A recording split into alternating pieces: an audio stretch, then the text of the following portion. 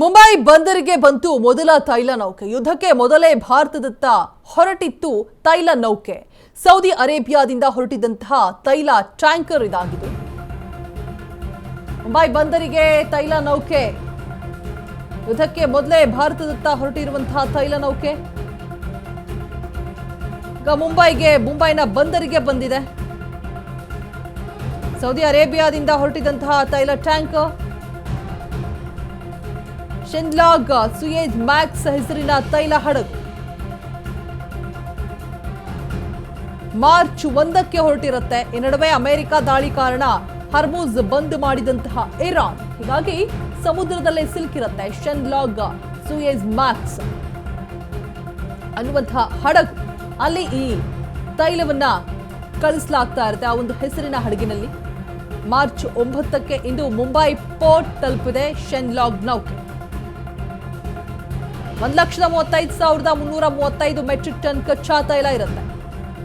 ನೌಕೆಯಲ್ಲಿ 29 ಭಾರತೀಯ, ಪಾಕಿಸ್ತಾನಿ ಮತ್ತು ಫಿಲಿಪೈನ್ಸ್ನವರಿರ್ತಾರೆ. ಭಾರತೀಯನೊಬ್ಬ ನಾಯಕತ್ವದಲ್ಲಿ ಮುಂಬೈ ಸೇರಿದೆ ನೌಕೆ. ಮುಂಬೈ ಬಂದರಿಗೆ ಫೈನಲಿ ನೌಕೆ ಬಂದು ತಲುಪಿರುವಂಥದ್ದು. ಯುದ್ಧಕ್ಕೂ ಮೊದಲೇ ಹೊರಟಿರುತ್ತೆ ಈ ಒಂದು ನೌಕೆ.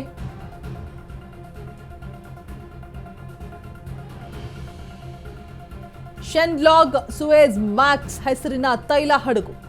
ನೀವೇನು ಗಮನಿಸ್ತಾ ಇದ್ದೀರಾ ದೃಶ್ಯದಲ್ಲಿ, ಅದೇ ಹಡಗು ಮಾರ್ಚ್ 1ಕ್ಕೆ ಸೌದಿಯಾ ರಾಜಧಾನಿಯಿಂದ ಹೊರಟಿರುತ್ತೆ.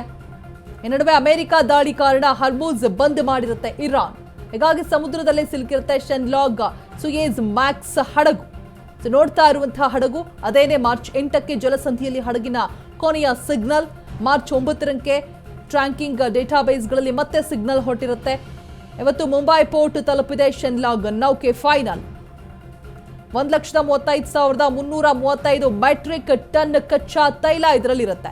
29 ಭಾರತೀಯ, ಪಾಕಿಸ್ತಾನಿ ಮತ್ತೆ ಫಿಲಿಪೈನ್ಸ್ ಮಂದಿ ಇದರಲ್ಲಿರ್ತಾರೆ. ಭಾರತೀಯನೊಬ್ಬನ ನಾಯಕತ್ವದಲ್ಲಿ ಮುಂಬೈಯನ್ನ ಫೈನಲಿ ಹಡಗು ಬಂದು ಸೇರಿರುವಂಥದ್ದು. ಮುಂಬೈ ಬಂದರಿಗೆ ಬಂದು ತಲುಪಿದೆ.